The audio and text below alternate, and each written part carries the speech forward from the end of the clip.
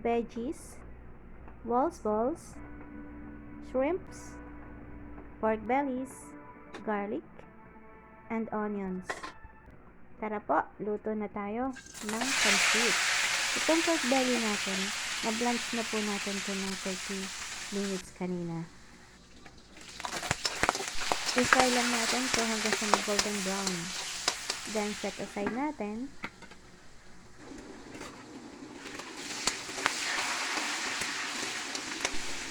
Tapos, ang sunod natin iprito ay ang ating balls.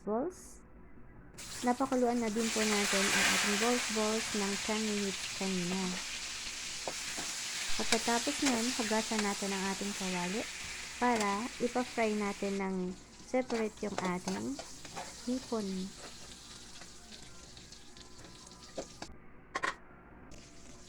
Lagyan natin ng butter, garlic, and onion.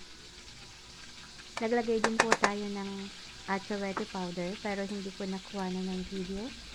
Konti lang yun para magkaroon ng special na taste yung ating hipon. At gayon na rin magkaroon ng konting kulay yung ating pansit. Then ayan na po, ihulog na natin ang ating sugpo.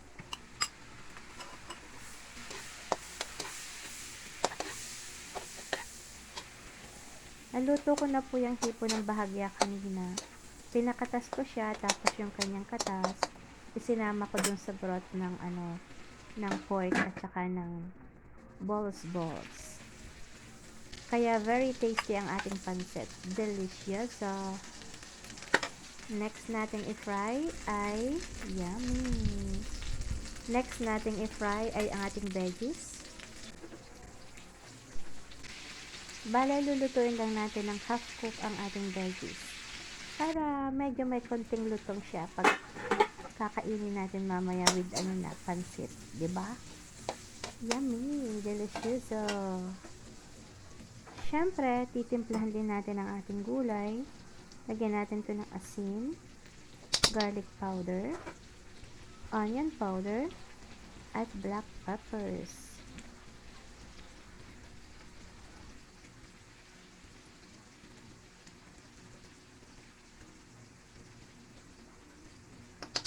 Garlic powder.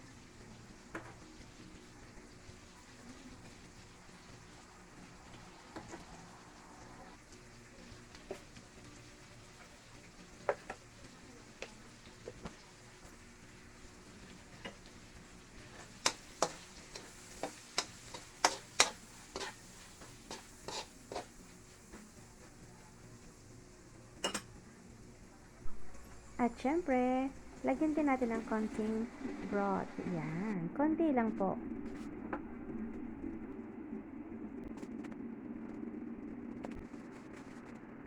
Saka natin ahonin ang ating gulay at ilagay na natin ang ating stock or broth, yung pinagpakuluan natin ng ating pork bellies at saka ng mga balls at katas ng hipon.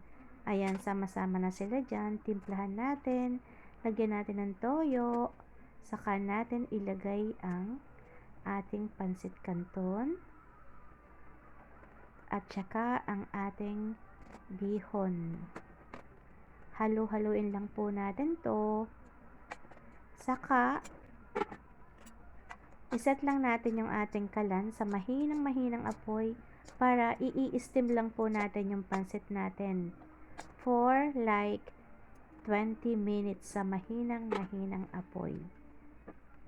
Tapos saka natin i-add ang ating gulay, mix together, and neighbors, ready na po, kain na tayo. Chibuga na, pansit!